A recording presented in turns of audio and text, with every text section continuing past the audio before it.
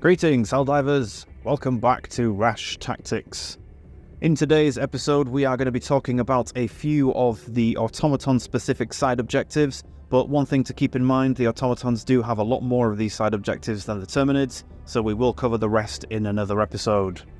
The ones we're going to be talking about are the Detector Tower, the Mortar Emplacement, and the Anti-Air Emplacement.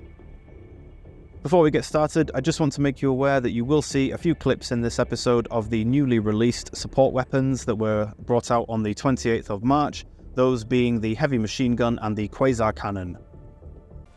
First off is the Mortar Emplacement, and this particular objective is something I have never encountered on an Automaton mission before, so this will be my first time encountering one of these. On first contact, they appear to be a relatively straightforward objective to complete. Once you are close enough to the objective, your Eagle or your Pelican pilot will remind you every 30 seconds that you are within range of enemy artillery fire, and once you've cleared out the surrounding area, you can stand right next to them, which will cause them to stop firing. Taking them down is relatively straightforward. You can stand right next to them and call down a Hell Bomb, which is essentially a giant explosive which comes down from your ship in orbit. Once you've activated the panel on the front and entered a code, you have about 20 seconds to clear the area before it blows them both to Kingdom Come. If you would rather not get too close to the objective, you can always call in an Eagle explosive, so a 500 kilogram bomb, or the Eagle airstrike, or you can call in any of your orbital stratagems, so the precision strike, or the laser. Anything that's explosive enough will take down this particular objective. Next up is the Anti-Air Emplacement. Now this one is very easy to spot whilst you're on a mission. If you are far enough away from the objective and call down any of your Eagle stratagems, you can see the emplacement will start rapid firing lasers at your Eagle as it's flying past. When you get close enough to the objective, it will cancel the use of any of your Eagle stratagems whatsoever.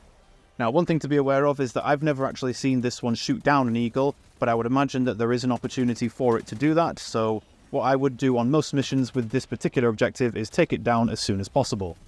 Once you get close enough to the objective and have cleared out the surrounding area, you can call down another Hell Bomb to clear these two out, but you can also use any of your orbital stratagems, so a precision strike again, or the laser, or the rail cannon, but you can also use the heat vents on the back and just fire a bunch of rounds into it. You can even use your rocket launchers or grenades or anything like that, so you do have a bit more choice when it comes to completing this particular objective.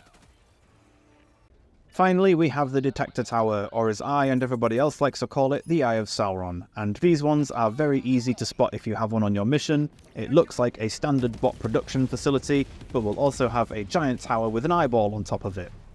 When the Detector Tower has noticed you and you are close enough to the objective, you'll hear a very loud siren go off, and then you'll see constant reinforcements being called on your position. If the tower hasn't noticed you, it will rotate 360 degrees, searching for any of your squad. Taking down the tower is relatively simple. Once you've cleared out the facility nearby, you can call down a Hell Bomb right next to it, or if you have a good throwing arm and the correct stratagems, you can call down Eagles or orbital strikes and that will destroy it too.